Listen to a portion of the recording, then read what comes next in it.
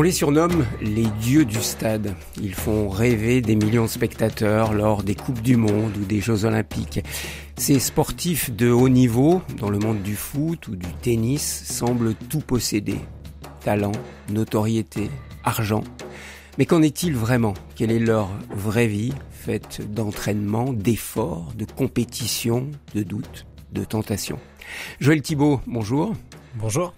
L'envers du décor du sport de haut niveau, vous le connaissez bien. En effet, depuis 2014, vous êtes pasteur de l'église protestante évangélique. Vous êtes aumônier du sport, accompagnant spirituellement, mais aussi humainement, des sportifs parfois très connus du grand public, comme le footballeur Olivier Giroud, ou des petits jeunes qui démarrent avec ce rêve de devenir professionnels. C'est cette vie auprès des sportifs que vous nous racontez dans votre livre « L'aumônier des champions », publié aux éditions du Cerf, et que nous allons découvrir au cours de cette émission Visage aujourd'hui. Alors Joël Thibaut, si on connaît tous les aumôniers d'hôpitaux ou les aumôniers de prison, on connaît moins les aumôniers du sport. Alors de quand date la création de cet engagement spirituel auprès des sportifs ? Alors auprès des sportifs, ça date d'après les Jeux olympiques de Munich, où il y a eu ce drame avec cet attentat qui a touché la communauté israélite et israélienne. Ouais. Donc là, à ce moment-là, il y a eu une prise de conscience d'une détresse à la fois psychologique mais aussi spirituelle, parce que là, on touchait aussi un État, mais qui est connu pour le judaïsme aussi, hein, même si tous les Israélites ne sont pas pratiquants, mais voilà, il y avait quand même une revendication aussi politique et qui touchait la sphère religieuse. Et donc ça a été une demande des sportifs d'avoir des aumôniers face à ça, il y a eu des sportifs, mais un constat du besoin d'apporter une aide, une assistance à la fois psychologique et spirituelle. Et ça a mis du temps à se mettre en place, et en 1988, officiellement, le premier service d'aumônerie multiconfession avait lieu en 88 pour les Jeux de Séoul, et après ça s'est développé, et en France on a eu pendant les Jeux olympiques d'Albertville, et depuis plus rien sur le territoire français. Et donc là, on se prépare pour les Jeux Olympiques de 2024. Et là, il y aura des aumôniers ou pas ? Exactement. Alors, il y aura, parce que ça fait partie du cahier des charges, il y aura des aumôniers alors français. La question se pose encore sur la dimension internationale. Mais il y a d'autres événements sur lesquels notre association Holistic Sport travaille pour proposer cette aumônerie bien spécifique, cette aumônerie un peu privée pour ces sportifs dans le cadre d'autres compétitions. Donc il y a déjà des choses qui se font dans des clubs, avec des fédérations, avec des organisations sportives en amont de Paris 2024. Mais c'est une grande progression pour la France, on va dire, mais petit à petit, parce que dans les pays anglo-saxons, en fait, c'est depuis déjà les années 70 que ils ont pris en compte la dimension holistique du sportif. Et pas seulement lors de grands événements sportifs comme des Coupes du Monde ou les Jeux Olympiques. Vous dites aux États-Unis, en Nouvelle-Zélande, en Angleterre, c'est beaucoup plus répandu. On connaît beaucoup plus les aumôniers du sport. Exactement, même dans des clubs amateurs. En Australie, par exemple, il y a quasiment la plupart des clubs de sport ont un service d'aumônerie pour être vraiment un soin aux sportifs, aux familles, par rapport à des situations de détresse, par rapport à de la gestion d'émotions aussi, et des lieux de rencontre, en fait. C'est des lieux de partage. Vous, je le disais, vous êtes pasteur de l'église protestante évangélique. Les aumôniers sont de différentes religions. Il y a des aumôniers musulmans, des aumôniers bouddhistes. Voilà. Quand on est dans les Jeux Olympiques, par exemple, ou Jeux Paralympiques, il y a une grande diversité. Il y a des aumôniers hindouistes, bouddhistes, musulmans, israélites aussi, chrétiens, protestants, catholiques, bien évidemment, et puis aussi il peut y en avoir des orthodoxes. Et puis je crois qu'on a fait le tour. Voilà, c'est les 5 grandes religions qui sont représentées. Et puis dans d'autres événements, des fois c'est seulement des aumôniers chrétiens, catholiques ou protestants, et musulmans, parce que c'est la grande majorité des croyants dans le monde du sport sont soit chrétiens, soit musulmans. Alors, on va voir au cours de cette émission en détail ce que vous faites comme aumônier, parce que vous n'intervenez pas qu'une fois tous les 4 ans. C'est votre vocation même de pasteur, d'être aumônier à temps plein auprès des sportifs. Mais quelqu'un vous rencontre, vous dites je suis aumônier des sportifs. Comment rapidement vous présentez ce qu'est un aumônier du sport aujourd'hui? Alors, un aumônier, c'est vraiment une personne qui est là pour prendre soin du sportif et s'intéresser à lui dans sa dimension holistique. Donc holistique, c'est vraiment complet, corps, total. âme, esprit, et à lui en tant qu'être humain.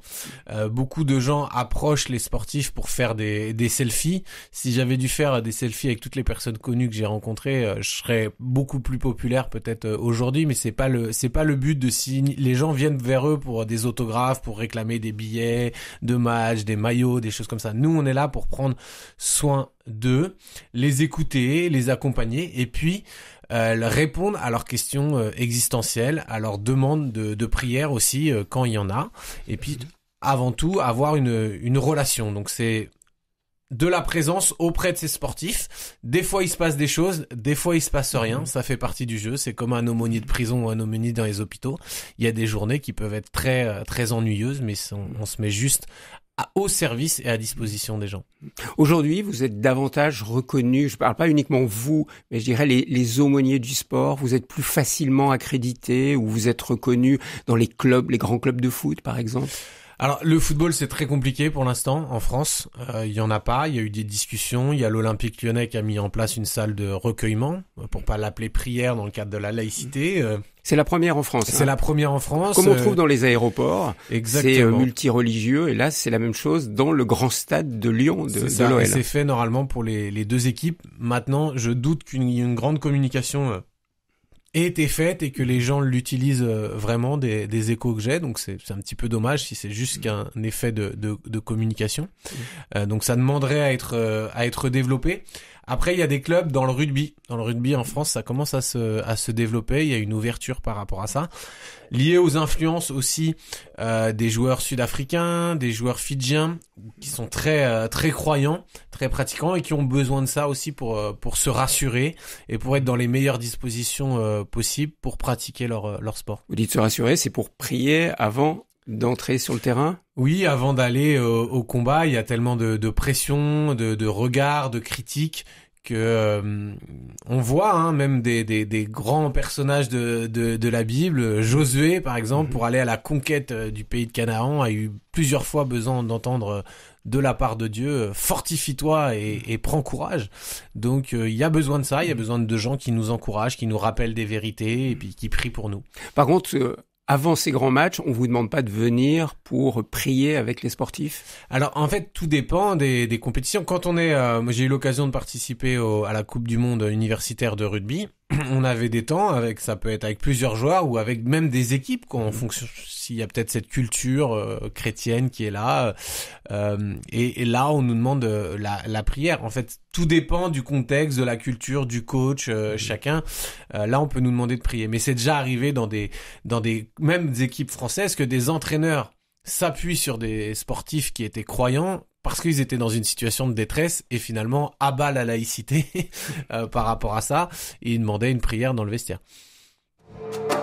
Visage, Thierry Lyonnais. Joël Thibaut, avant de devenir pasteur, le sport a tenu une grande place dans votre vie. Vous avez eu ce rêve qu'ont plein de jeunes, vous avez rêvé de devenir footballeur, vous aussi. Ça vous aide aujourd'hui d'être passé par là, d'avoir eu ce rêve de gamin de devenir footballeur et puis de vous entraîner beaucoup pour cela? Oui, ça m'aide à les comprendre. Après, moi, le rêve, il a su s'arrêter peut-être tôt en tant que joueur. Enfin, jusqu'à 18 ans, on en rêve. Après, on est rattrapé par la réalité. J'avais d'autres rêves, c'était d'entraîner au plus haut niveau. Vous avez été entraîneur et donc aussi. J'ai été entraîneur jusqu'à pas très longtemps. J'entraînais encore des jeunes dans un club de la banlieue rennaise. Donc, oui, ça nous permet de comprendre la discipline, la rigueur, tout le travail que ça demande et puis cette réalité qui a beaucoup d'appelés mais peu d'élus et c'est très difficile et cette réalité je me la reprends en pleine face en étant père d'un ado de 13 ans qui lui rêve encore plus fortement que moi de devenir footballeur professionnel. Donc, et comment vous vous sentez là avec votre fils qui lui veut rentrer dans ce monde impitoyable du foot? Sincèrement. Eh ben, je me sens pas complètement inquiet parce que je sais qu'il faut être à côté. Sa maman est plus inquiète, mais c'est de trouver l'équilibre et de l'aider aussi à développer d'autres passions. D'un côté, je suis très content qu'il ait une passion et qu'il se donne à fond parce qu'au moins il a une activité et pendant lui il s'entraîne 5 fois par semaine plus les matchs. Il fait quelque chose. Je préfère qu'il fasse ça qu'il reste dans le canapé ou à jouer à la console. Donc, il a une activité, il a ses camarades, et puis il a ce rêve. Ça l'aide à se fixer des objectifs, à se projeter.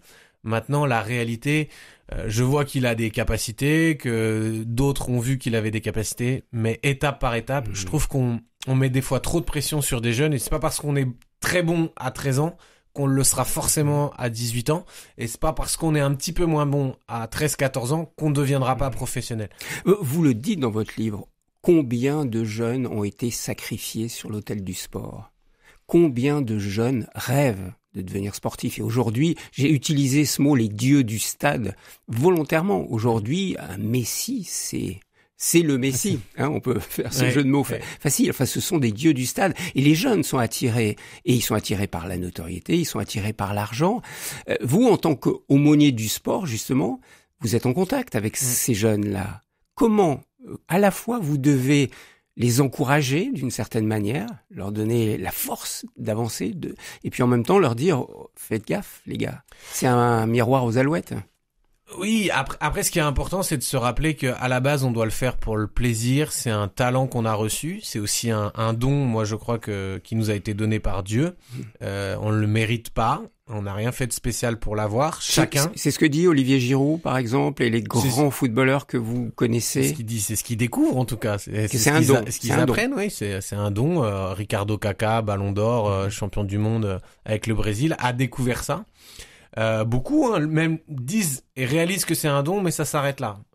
Ils rentrent pas dans une relation intime avec leur créateur. Donc c'est dommage. C'est avoir qu'une partie de l'histoire. Mais je pense que beaucoup se sont perdus quand ils ont eu la motivation de gagner de l'argent ou d'avoir de la notoriété. Mais c'est ce que les jeunes recherchent. Attendez, excusez-moi, la plupart des jeunes, c'est ce qu'ils veulent. Les influenceurs, on veut être youtubeur aujourd'hui. Limite, ça pourrait être le plan B de mon fils, c'est être youtubeur. Bon, on a construit cette génération. Il va falloir qu'on compose, mais on voit que la notoriété ne rend pas heureux. On est à cette course toujours à être aimé pour ce qu'on fait. Et le défi, c'est de pouvoir être véritablement aimé pour qui on est et indépendamment de nos performances. Donc ça, c'est 2 grands enseignements. Ne pas faire les choses pour l'argent. L'argent viendra. Si le talent est là, il viendra. Et puis après, de savoir pour qui on fait les choses et pourquoi. La question du moteur et des motivations intérieures sont très importantes. Alors, je vais pas vous demander de nous faire tout le parcours de votre histoire. On apprend beaucoup de choses dans le livre. On découvre le monde des sportifs, mais on découvre Joël Thibaut aussi, pasteur évangélique aujourd'hui. Qu'est-ce qui vous a fait finalement choisir de devenir pasteur? Ben, je crois que j'ai pas choisi. En fait, c'était la dernière chose que j'aurais aimé faire. C'est vraiment pas mon rêve pour le coup d'être pasteur. Je pense que j'ai toujours vu ça comme quelque chose de très difficile. Moi, j'ai d'abord été aumônier auprès des jeunes et donc responsable de la jeunesse dans mon église et dans le milieu associatif du sport. Donc en même temps, vous étiez entraîneur de foot et puis vous étiez beaucoup à l'extérieur de l'église. Mais là, je vois depuis quelques années, parce que ça fait que je suis officialisé pasteur d'une église d'adultes depuis 2018. Avant, j'ai été pasteur et responsable de groupe de jeunes. Donc, je voyais la dynamique, c'était différent. Et être pasteur, c'est vraiment pas facile. C'est un peu comme un sportif de niveau. Il y a de la critique, il y a du mécontentement, il y a des choses qui stagnent des fois, qui n'avancent pas. Après, il y a des joies aussi. Il y a des choses à mettre en place, des accompagnements, des mariages. Faire des obsèques, c'est quand même c'est pas des choses faciles à gérer, à accompagner. Donc ça, j'ai découvert ça plus tard en fait, finalement. Et c'était loin d'être un rêve. Après, je pense peut-être grâce au compétences, aux dons que j'ai développés à travers l'aumônerie, les gens ont reconnu cette vocation chez moi et m'ont sollicité en fait. Moi-même, j'y serais jamais C'est allé. comme pour les footballeurs, il faut avoir un don, il faut recevoir un don de Dieu pour être un bon pasteur. Je pense, ouais, c'est une vocation. Il y a des dons spécifiques pour ça. Et c'est important après de travailler en équipe et d'avoir des dons qui sont complémentaires parce qu'on peut pas tout faire. Et si on n'est pas au bon endroit, au bon moment, on fait des dégâts en fait. Donc il faut ajuster. Et moi, je sais ce que j'amène. Après, j'amène de la vision, un dynamisme que j'ai expérimenté dans sport, motiver les troupes, aller de l'avant. Le statu quo, moi, j'aime pas beaucoup.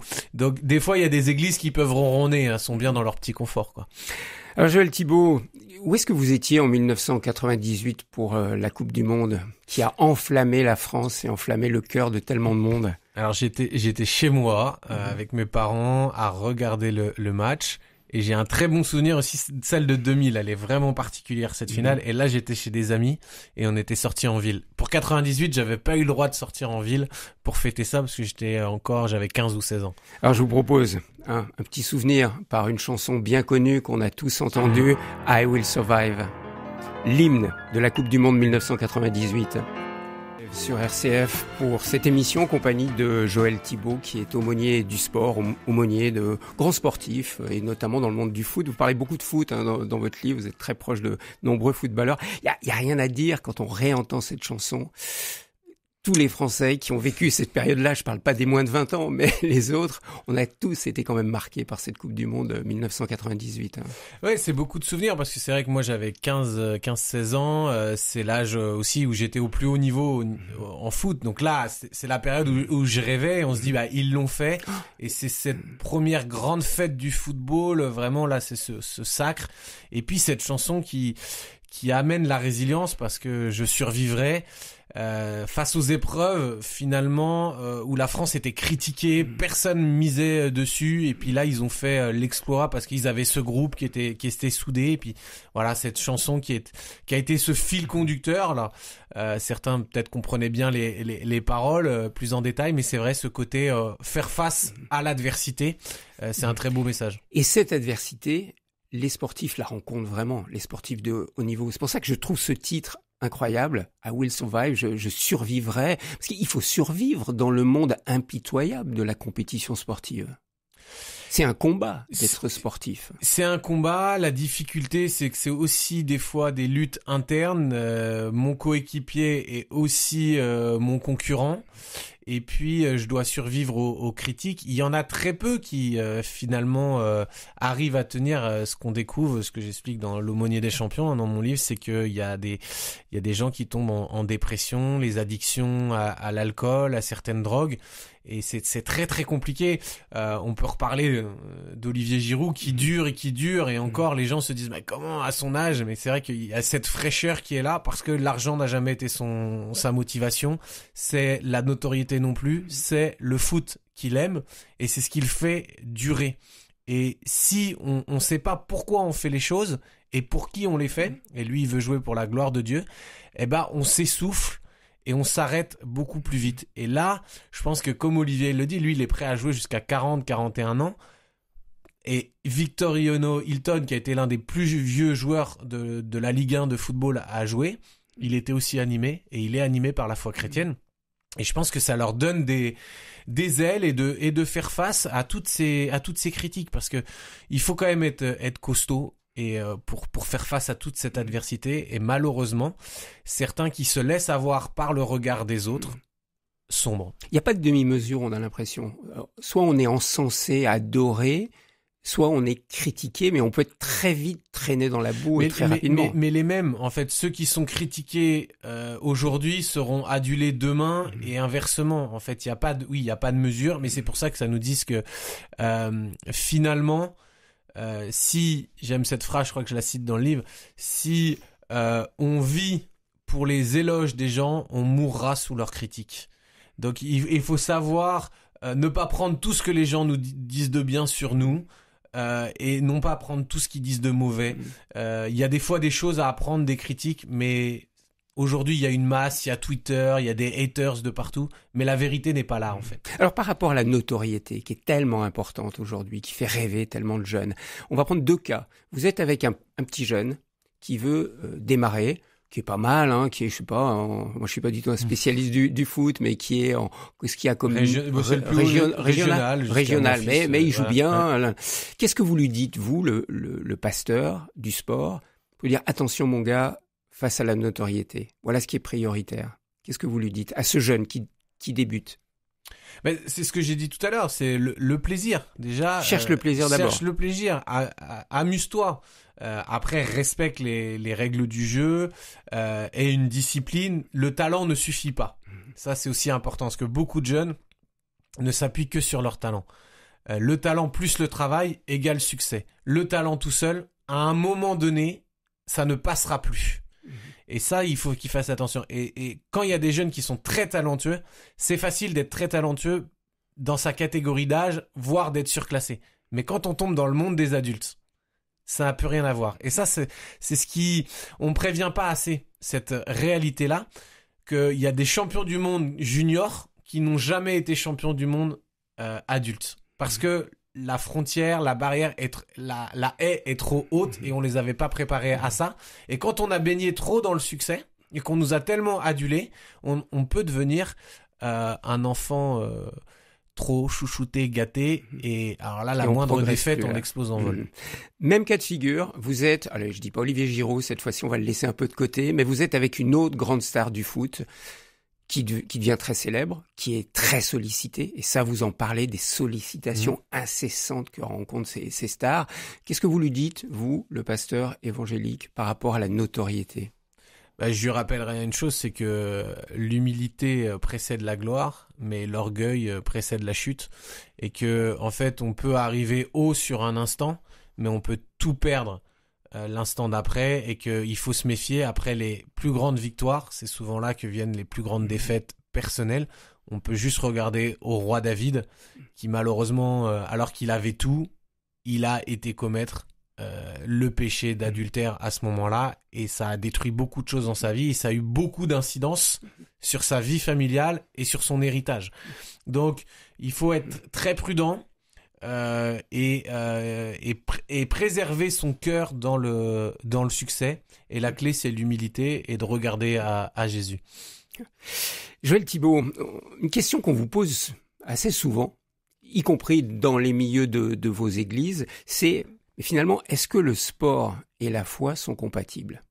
Ah oui, ça c'est la grande question, parce que effectivement, on oppose souvent cette réalité, et c'est bien, ça montre qu'on connaît les paroles de Jésus et la Bible qui dit aimez-vous les uns les autres. Et donc, comment est-ce que comment on peut s'aimer en compétition si je suis avec en l'autre, compétition? Mais ça pourrait être valable dans tout le domaine, hein, dans le travail, dans les finances, dans les banques. Ceux qui travaillent pour Peugeot et ceux qui travaillent pour Renault, et puis ceux qui travaillent pour Toyota, ils sont pas en concurrence. Donc forcément, ça fait partie. Mais c'est de respecter les règles du jeu, jouer avec intégrité et respecter l'autre qui est en face de moi. J'ai pas besoin de haïr l'autre pour donner le meilleur de moi-même. Et ça, c'est une découverte. Moi, je l'avais expérimenté. J'ai des sportifs où j'explique qu'ils ont été motivés par la colère. Mais c'est pas la meilleure des motivations. Être motivé par l'amour, c'est la meilleure des motivations pour donner le meilleur. Alors, c'est facile à dire, mais comment faire? L'autre sur le terrain, c'est mon adversaire. C'est le mot qu'on utilise, c'est mon adversaire. Je dois le battre. Ouais. Comment faire pour que mon adversaire soit aussi mon frère? C'est un peu ça, dans la vision chrétienne. C'est ça, exactement. Et ben moi, je pense qu'on doit changer les discours. L'essentiel, c'est de donner le meilleur de soi. Et nous, le point de vue, en tant qu'aumônier chrétien, c'est de dire que notre motivation, elle doit être d'aimer Dieu de tout notre cœur, de toute notre âme, de toute notre pensée, et notre prochain comme nous-mêmes. Donc, il faut apprendre à aimer l'autre. Ça veut pas dire que je ne rentre pas sur un terrain pour ne pas gagner, mais je rentre sur le terrain pour donner le meilleur de moi-même. Et la victoire est quelque part, ou la défaite, entre les mains de Dieu. Il y a une part d'incertitude, il y a des choses que je maîtrise pas, mais je vais plutôt travailler sur mon caractère, sur la gestion de mes émotions et comment je gère la victoire ou la défaite. Et je peux me réjouir pour celui qui réussit. Et ça c'est quelque chose, mais c'est la transformation de l'intelligence et c'est seulement possible par le miracle du Saint-Esprit. Il y a une phrase de Saint Paul que j'ai trouvée, je vais pas faire le malin, je suis pas aussi bon en Bible que vous citez souvent, vous citez les versets, vous connaissez par cœur la Bible. Et il y a dans l'épître aux Corinthiens, l'épître aux Philippiens de Saint Paul, il y a cette phrase: ne faites rien par esprit de rivalité ou par désir d'une gloire sans valeur.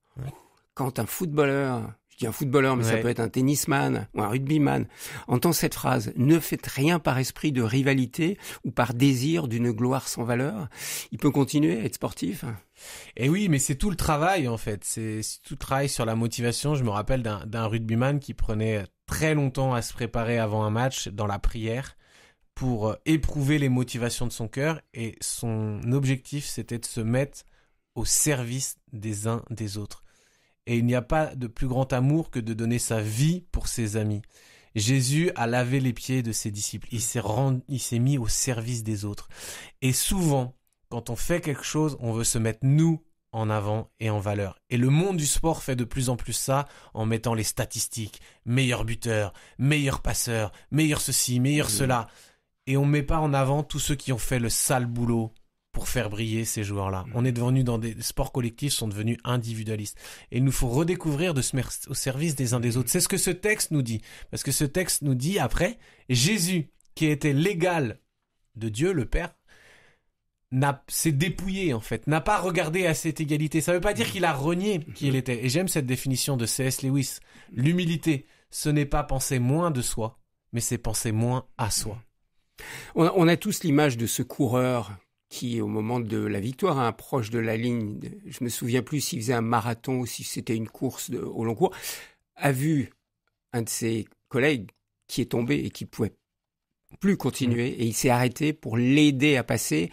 Ça a fait le tour des réseaux sociaux, il l'a aidé à passer la ligne d'arrivée avec lui, alors qu'il aurait pu gagner la course.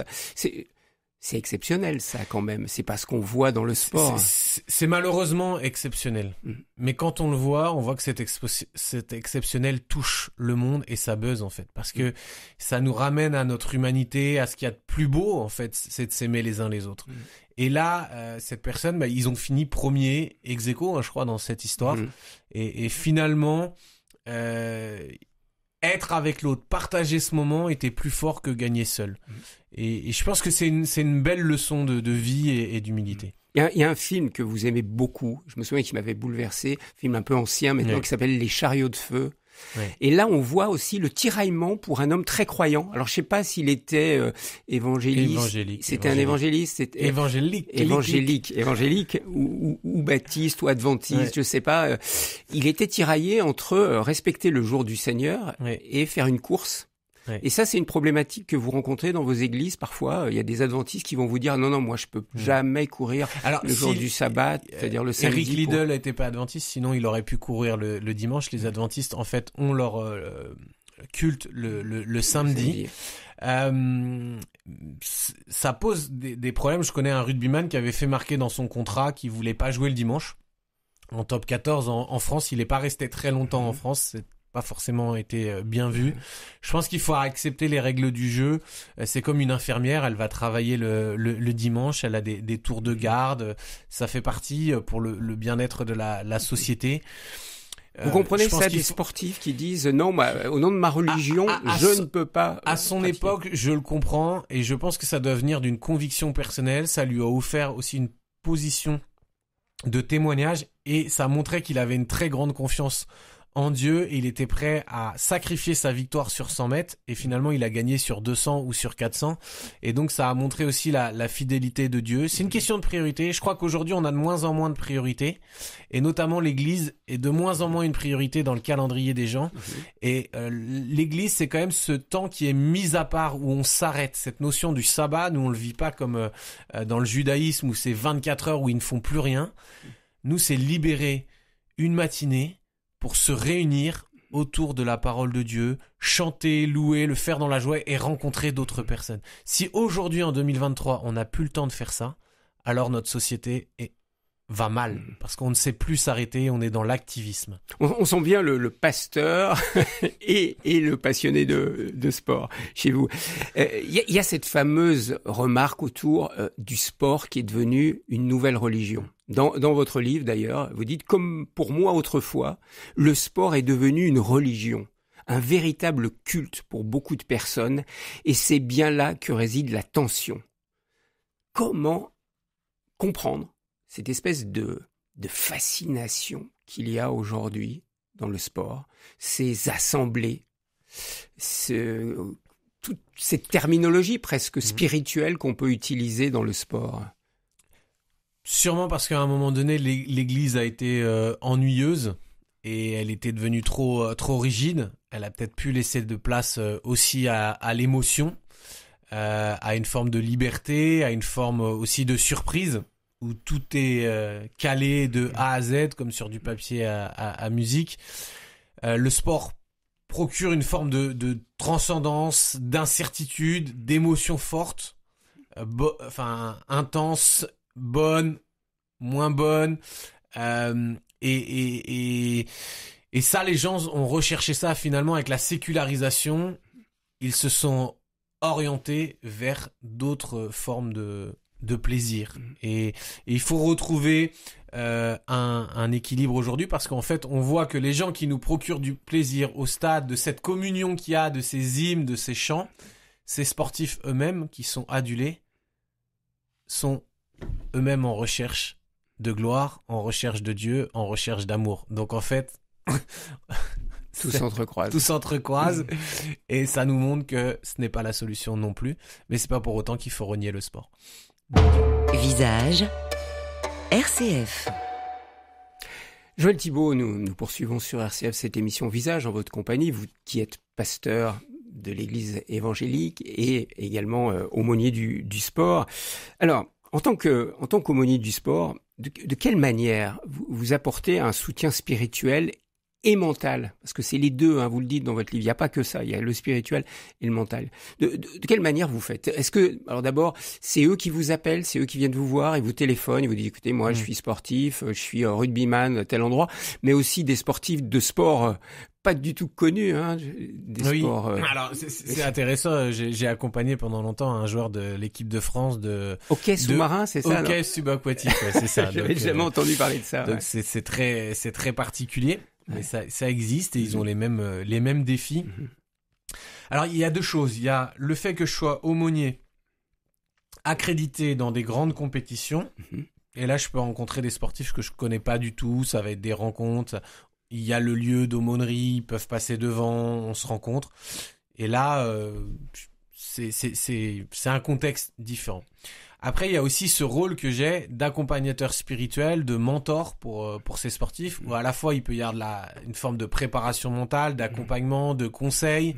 Ils sont tous de votre église, l'église évangélique? Et non, je suis sollicité aussi par des sportifs qui sont catholiques, même des musulmans. Certains musulmans viennent vers moi parce qu'ils ont entendu peut-être le bien que je procurais aux sportifs, dans le sens de la bienveillance que j'avais auprès d'eux. Et puis aussi c'est eux, c'est cette démarche de ils me contactent. Après il y en a certains que je vois à la télé ou sur les réseaux sociaux et je prie pour eux. Et en priant en fait, il y a une rencontre qui va se déclencher et peut-être plusieurs mois, plusieurs années après, des circonstances vont faire que je vais les rencontrer. Et puis dans les rencontres, il y a des discussions. Et puis voilà, les gens qui ont envie d'aller un petit peu plus loin prennent mon numéro et on échange. Et après, on prend des temps où on fait notamment des études bibliques. Alors, il y a un sujet qu'on va aborder ensemble, c'est lorsque vous êtes avec des sportifs qui, eux, ont déjà percé. Ils sont professionnels. Il faut gérer ce qu'on appelle le succès. Parce qu'ils savent que c'est éphémère. Ils en sont conscients ou pas, au fait, que le succès est éphémère et qu'ils vont peut-être être sur le haut du podium pendant quelques années, mais après ils vont vite descendre. Après, c'est pas forcément le succès, c'est pas forcément à ça qu'ils regardent tout de suite. Enfin, c'est plutôt à la carrière et ils ont pas envie que ça s'arrête. Et là aussi, il peut y avoir une forme d'addiction. quand en plus le corps nous demande d'arrêter parce que il a beaucoup souffert. Et là, il faut trouver aussi l'équilibre parce que ce corps, il faut en prendre soin. Et le sport, des fois, le malmène, quoi. Use le corps. Plus rapidement. Et donc là, il faut aider le sportif à réaliser qu'il n'a pas reçu qu'un seul don. Et souvent, le sportif a une mauvaise estime de lui-même et s'est réduit aux dons liés à son corps. Alors qu'il a développé plein d'autres compétences et il a plein d'autres dons qu'il doit aussi découvrir. Et puis se rappeler que si la moyenne d'âge est à peu près de 80 ans, la carrière sportive, elle, est de 20 à 25 ans. Donc on a toute une vie après. Et ça, vous en parlez j'essaye de les sensibiliser très jeunes à ça. Parce que une carrière peut s'arrêter très vite. Et puis aussi, ils ont beaucoup de temps libre, mine de rien. Et comment ils utilisent leur temps. Et des fois, il faut savoir nourrir un corps sain dans un esprit sain. Donc, savoir se former à d'autres choses. Soyons clairs, hein, vous le dites, il y a un gros problème, par exemple, avec l'addiction pornographique, le visionnage de films pornographiques aussi. Hein. Oui, malheureusement, après, ils sont beaucoup isolés, seuls. Il y a aussi une culture, la pression du groupe. On découvre ces choses-là, malheureusement, dans les équipes. L'effet de collectif, la découverte de son corps. Et puis après, ça peut basculer, malheureusement, dans des orgies, dans des choses qui sont pas très catholiques, quoi. C'est ce qu'on entend malheureusement aussi assez fréquemment dans les milieux sportifs. Il y a le sport et puis il y a tous les à côté qui sont quand même un peu glauques du monde du sport, avec les sorties, avec la drogue, avec l'alcool, avec la pornographie, les prostituées. C'est quoi ça, ce phénomène-là? C'est lié à cette notoriété et à cet argent qui coule à flot? C'est un cocktail, je pense qu'on a la même chose dans le monde politique.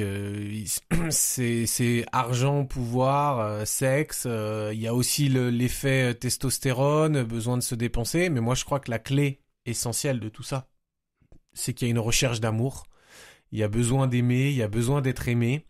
Et souvent, le sexe est un rapport à ça. J'explique dans le livre que des sportifs, souvent, après un moment difficile, ont besoin de trouver du réconfort. Et des fois, c'est auprès de prostituées qui vont le trouver. Mais ce n'est qu'illusoire, qu'éphémère.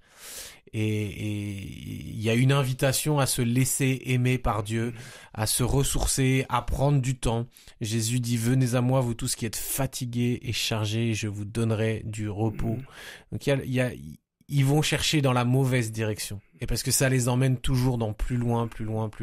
Et de voir ces scandales qui ont éclaté ces dernières années, ça salit des familles, ça salit des clubs, ça salit leur vie aussi.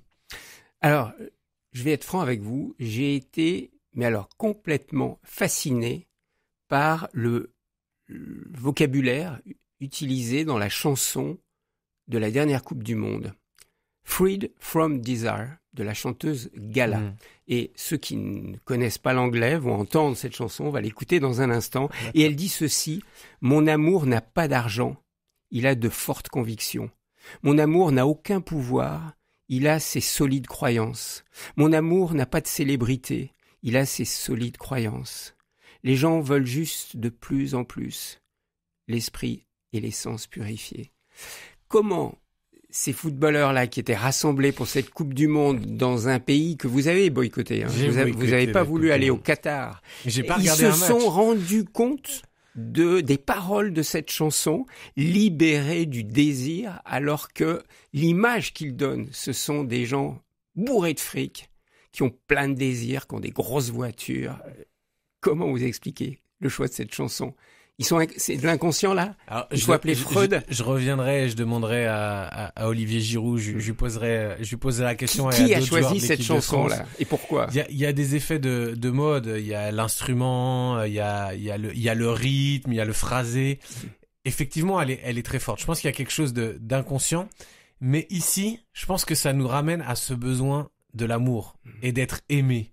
Freed from Desire sur RCF, cette chanson qui a été entonnée, chantée avec enthousiasme par tant de footballeurs pendant la Coupe du Monde du Qatar. Vous me disiez, je crois savoir la off, pendant qu'on écoutait la chanson, vous me disiez, je crois savoir pourquoi ils ont choisi. Pourquoi alors? C'est comme avec à Will Survive, il y avait la, et puis là, na. Donc c'est juste pour le rythme, quoi. C'est pour le rythme. C'est tous les paroles, ils s'en foutent. C'est vrai que c'est quelque chose qui fédère. Il y a ces choses simples à retenir, mais est-ce qu'il y a une portée prophétique? J'ose l'espérer. Je pense que vous m'avez donné un sujet de conversation avec les joueurs de l'équipe de France la prochaine fois. Mon amour n'a pas d'argent, il a de fortes convictions. Il faudrait leur demander si c'est ça pour eux. Mais il y a quand même des footballeurs, et vous en citez quelques-uns. Je parle souvent des footballeurs parce que c'est vrai qu'ils ont beaucoup d'argent. Les tennisman aussi, mais vous les côtoyez moins. Vous côtoyez des rugbyman, mais ils ont quand même pas les mêmes salaires que les... L'argent, là, comment on gère ça quand on est pasteur? Parce que, normalement, un membre d'une église doit verser la dîme. Non, normalement. Moi, je suis pas du tout pour ce principe. Attendez, je l'explique pour ceux qui connaissent pas ça. C'est pas comme chez les catholiques, chez les protestants. Normalement, un protestant doit verser la dîme.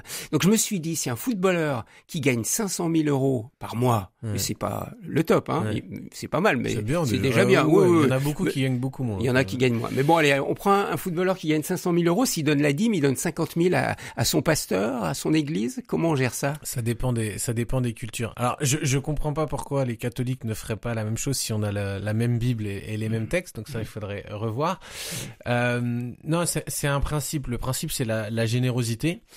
Et alors, après, il y a des cultures, et je le dénonce dans le livre. Moi, personnellement, je touche aucune dîme de personne. On vous l'a proposé. On me l'a proposé, et je refuse. Par contre, je veux faire attention à un autre écueil, qui est plus un écueil de l'Église catholique, mais qui arrive aussi dans nos milieux protestants, c'est la pauvreté. Parce qu'on serait engagé au service de Dieu, on devrait faire vœu de pauvreté. Je pense que c'est pas juste. On doit aussi vivre. Tout ouvrier mérite salaire. La parole le dit. Jésus lui-même l'a dit. Mais on donne gratuitement. On a reçu gratuitement. On donne gratuitement. Mais il y a un travail. Il y a une réalité qui est là. Et je sais que ça arrive dans certaines cultures, notamment en Afrique, où il peut y avoir des abus. Où, oui, des sportifs vont donner la dîme directement au pasteur. Moi, je trouve ça très, très dangereux, parce que c'est l'association cultuelle qui devrait gérer l'argent, et après, il y a un conseil d'administration, c'est ce qui se passe pour moi, il y a un conseil d'administration qui établit le niveau de salaire, d'indemnité, en fonction d'une vie de famille. Moi, j'ai quatre enfants, c'est pas la même chose que quand j'étais célibataire, où je l'explique, je pouvais vivre avec 1 000 € par mois, je m'en fichais. Aujourd'hui, je peux pas vivre avec 1 000 € par mois en ayant quatre enfants et vous n'êtes pas payé par la dîme alors des footballeurs que vous accompagnez? Non, je ne suis pas payé par la dîme, exactement. Je leur demande rien. C'est un service qui est gratuit. Si ils veulent le faire, ils doivent pas bien comprendre. Eux, ils achètent tout, non? Leur coach, ils les payent, leur coach, ou un coach mental, on le paye. Non, ils ont même du mal. Enfin, il faut savoir que le monde du sport, il y a beaucoup de radins. C'est complexe en fait. L'amour de l'argent est quand même une grande idolâtrie. Donc c'est des gens qui sont habitués, pour certains, à ce qu'on leur paye tout. Même ils vont dans un restaurant parce que c'est la notoriété, dire tu fais une photo et hop, ils payent pas la note pour certains. Les sponsors, on leur donne des chaussures, on leur donne des maillots, on leur donne plein de choses. Donc au final, ils ont de l'argent. Enfin voilà, c'est cette phrase plus on gagne, plus on nous donne, et moins. Enfin finalement, moins on dépense. Là où ils dépensent, oui, c'est sur les belles voitures et les vacances, parce qu'ils ont très peu de vacances. Donc quand ils en ont, ils mettent le paquet là-dessus, quoi, et les fringues. Comment on peut, quand on est un grand sportif, faire le choix de témoigner de sa foi? Je dis comment, je dis aussi pourquoi. Vous avez été filmer des sportifs de haut niveau, certains avec une grande notoriété, je pense encore à Olivier Giroud, mais il y en a d'autres. Il y a Aurélien Collin, par exemple, qui est un grand footballeur aux États-Unis, ou il y a Renfleur Okori, qui 110 mètres haies, enfin une grande femme du monde de l'athlétisme. Ces gens-là ont accepté de témoigner de leur foi. Ça a été facile de les faire parler, ou il y a une réserve, en tous les cas en France, il y a une pudeur par rapport à la foi. Il y en a où, alors là on parle de choses aussi qui ont été faites il y a une dizaine d'années. Il y avait une pudeur. Quand vous avez fait Esprit Saint, Corps Saint, là, les documentaires où vous demandiez à des sportifs de témoigner, c'est déjà une dizaine d'années. 2013, le premier tournage. Donc après, il est sorti en DVD 2014, 2015, 2016. Pour certains, oui, ça a été difficile. Il y a des gens, on a des très beaux témoignages, pourtant, c'est jamais sorti. Parce que les gens se sont rétractés par problèmes de carrière qu'on leur reproche, qu'on les bloque. Donc il y a des peurs. Hein. Nicodème est resté longtemps caché sur le fait de sa rencontre avec Jésus. Il s'est révélé au grand jour après la crucifixion. C'est pas un footballeur. Hein. Pour ceux qui connaissent pas bien la Bible, Nicodème, c'était un proche de Jésus. C'était un proche de Jésus. Donc il y a des gens qui affirment un peu plus. Moi, je trouve qu'aujourd'hui, c'est plutôt le phénomène inverse, c'est qu'il y a beaucoup de gens qui s'affirment chrétiens ou aident pour Jésus et qui ne connaissent pas Jésus et qui ne connaissent pas la foi chrétienne. Vous dites que c'est un phénomène de mode aujourd'hui. Il y a un phénomène de mode, oui, de s'afficher croyant. Et c'est une forme des fois de superstition, de se dire bon bah si je me fais un tatouage d'une croix ou de la Vierge Marie ou de ceci ou cela, ça va me protéger, ça va peut-être m'aider à performer. Donc il y a beaucoup de superstitions dans le monde du sport et tout ce qui brille n'est pas or et voilà, n'amène pas forcément à une spiritualité authentique. Vous dites, Joël Thibaut, dans votre livre, qu'il n'y a pas que de la superstition, il y a aussi vraiment des pratiques occultes, y compris des pratiques de maraboutage, hein, comme on dit, de fétichisme, et pas qu'avec des joueurs africains. Non, beaucoup. Moi, je dis aussi, il y a du syncrétisme, on mélange et on retrouve ça en France, malheureusement, où on peut avoir des chrétiens qui vont voir des magnétiseurs, qui vont voir, des choses un peu, pour moi, occultes, qui sont périphériques, qui mélangent la spiritualité, ces médecines-là. Et dans ces milieux-là, on peut aller jusqu'à jeter des sorts à des gens qui nous embêtent. Et donc, c'est vrai ça. C'est vrai. J'ai constaté. J'ai fait tout un documentaire là-dessus. Et j'ai beaucoup d'interviews et ça a pris des années. Mais depuis 20 ans, dans le monde du sport, je constate ce phénomène-là et c'est très alarmant et dangereux.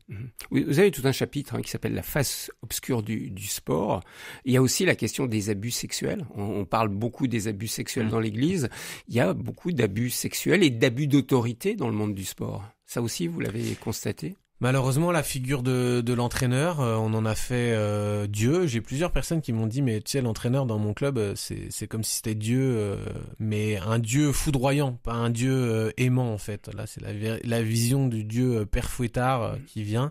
Vous le dites, il y a des entraîneurs, mais qui insultent, qui parlent mal, soi-disant pour motiver les jeunes. Il y a des choses que j'annonce dans mon livre qui se sont révélées au grand jour ces derniers temps depuis. Vous dites dans votre livre que tout n'est pas encore sorti et qu'il va y avoir beaucoup de choses qui vont sortir dans le monde de la gymnastique, dans le monde de la natation. Oui, tennis. Natation, les sports de combat, le foot. Il y a beaucoup de choses malheureusement sur ce côté-là. Il y a eu une omerta et je crois que il y a un grand coup de balai à faire dans nos fédérations sportives. Et il faut avoir envie de mettre les choses à la lumière, mais moi je prône une justice restauratrice, que les gens puissent demander pardon de ce qu'ils ont fait. C'est aussi ce qu'on croit, la grâce, un renouveau, un nouveau départ. Ces personnes doivent être jugées, doivent faire de la prison si c'est le cas, mais elles ne doivent pas être emprisonnées dans ce qu'elles ont fait. Elles ont le droit, elles aussi, à un nouveau départ, à une main tendue. Et on voit des sportifs qui sont chrétiens, qui ont vécu ces agressions, qui sont capables de pardonner leurs agresseurs et de tendre cette main et de prier pour ceux qui ont fait ça. Et je pense que là, il y a un message d'espoir et d'espérance aussi. Et la question du dopage, allez, dernier point obscur, la face obscure du sport. Le dopage, c'est aussi une réalité. Des jeunes sont prêts à mettre leur santé en danger. Pour aujourd'hui, le dopage, il y a des nouvelles formes de dopage qui se développent et les médias en parlent pas beaucoup et c'est vraiment un sujet qui est sensible. Mais comme quoi, il y a ces formes de dopage ou il y a ces fameuses snus, il y a ces sortes de cigarettes, avec de la nicotine, il y a ces formes de ballons qu'on prend avec de sortes d'hélium, ces trucs-là qui nous font nous évader. Alors je sais pas si ça a trop un effet dopant sur le coup, mais il y a toutes ces choses-là autour du sport qui sont très dangereux, qui sont pas détectées en fait. Et certains médecins commencent à faire des études pour dire, on voit là par exemple Cristiano Ronaldo, on s'est posé la question, il a pris quelque chose dans son short pendant un match, donc c'est ça, on pense que c'est un chewing-gum à la nicotine, donc il y a tous les côtés Red Bull et tout ça qui sont des formes de dopants. Mais qu'ils ont autorisé, qu'on a autorisé, mais qui peuvent être très dangereux pris à très grande quantité. Et c'est ça qu'on a du mal à contrôler. Et des fois, il y a des gestes agressifs et violents sur des terrains qui sont dus à ces prises-là. Et je pense qu'on ferme les yeux sur beaucoup de choses. Alors, on va laisser la face obscure du sport et j'aimerais qu'on parle des valeurs du sport.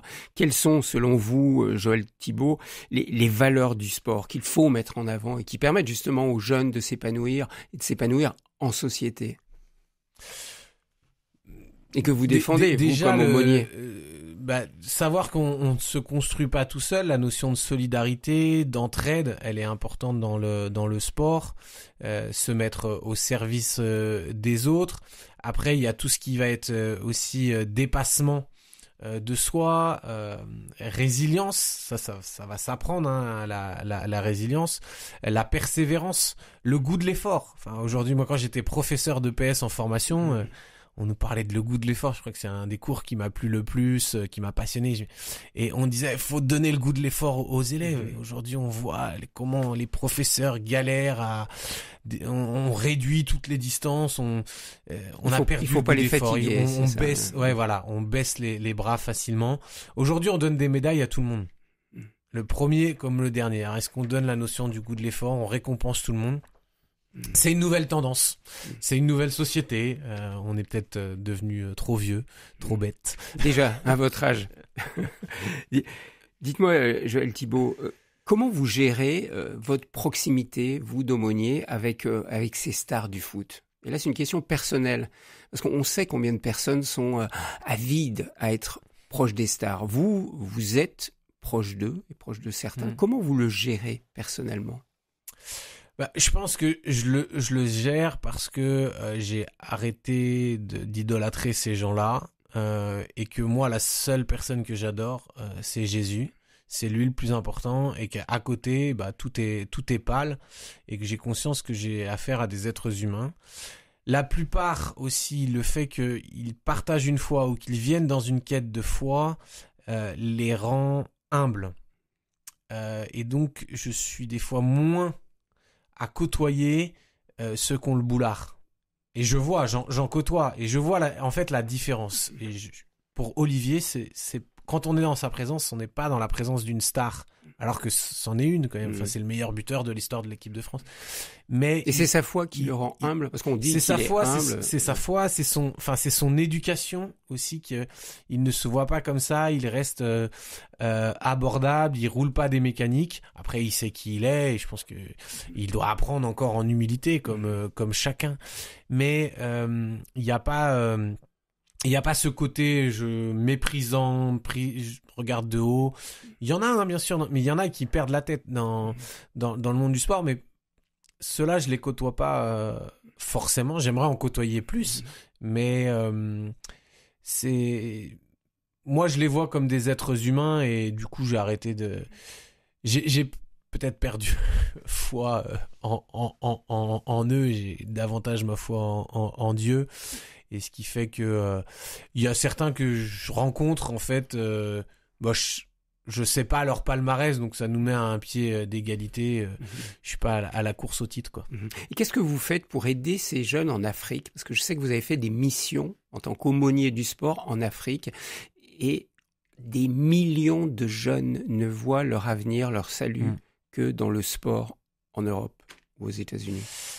Il y a ça, c'est beaucoup de prévention, parce qu'il y en a qui sont prêts à se mettre en danger pour traverser la Méditerranée.